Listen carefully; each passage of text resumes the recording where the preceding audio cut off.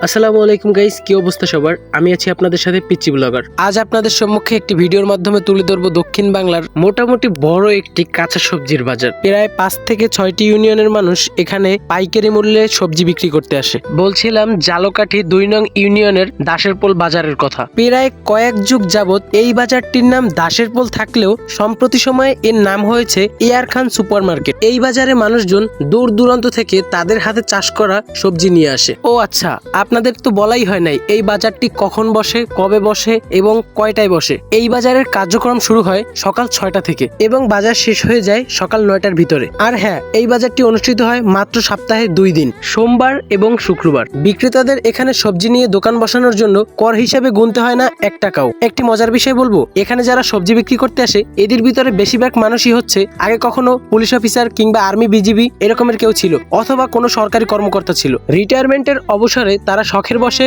সবজি চাষ করে সেগুলো এখানে সেল করে। এবার তাহলে বলি এগুলো কারা ক্রয় করে। বরিশাল থেকে একদল কাঁচা সবজির পাইকার আসে এবং এখানকার আশেপাশের যে বাজার আছে সেখানকার কিছু দোকানদার আসে। তারাই এই সবজিগুলোকে ক্রয় করে এগুলো দেশের বিভিন্ন স্থানে পাঠায়। একটি মজার ব্যাপার শেয়ার করি, আমি গাইবান্ধায় বেড়াতে গিয়েছিলাম। সেখানে গিয়ে সবজির দোকানদারকে বলছিলাম এই সবজিগুলো কোথা থেকে আনছেন। তারা বলে এই সবজিগুলো বরিশাল থেকে আসে, বরিশালের বিভিন্ন স্থান থেকে। কৌতূহলমূলক তাকে জিজ্ঞেস করে বসছিলাম, ভাই এটা কি বরিশালের ঝালকাঠির কোনো স্থান থেকে আসে? সে নিজেই বলে উঠলো, মাঝে মাঝে বরিশালের ঝালকাঠির দাসেরপোল নামক একটি বাজার থেকেও সবজি আসে। আপনি যদি বরিশালের ভিতরে কোনো সবজি বিক্রেতা হয়ে থাকেন তাহলে আপনি এখান থেকে সবজি কিনতে পারেন। আমি বিশ্বাস রেখে বলতে পারি আপনার লাভ হবেই। ভিডিওতে এই যে ব্যক্তিকে দেখছেন এনার নাম হচ্ছে পাগলা সাইদুল। অনেকে তাকে সাইদুল মামা বলে ডাকে, আবার অনেকেই তাকে সাইদুল ভাই বলে ডাকে। লোকটাকে যে পাগলা সাইদুল বললাম এর জন্য সে কিন্তু পাগল না, আসলে সে সহজ সরল। ছোট বাচ্চারা ওনাকে দেখলে অনেক ভয় পায়, আর ছোটবেলায় আমার আম্মু ওনার নামে ভয় দেখিয়ে আমাকে খাবার খাওয়াতো। এই বাজারে সব থেকে বেশি বিক্রি হওয়া সবজির নাম হচ্ছে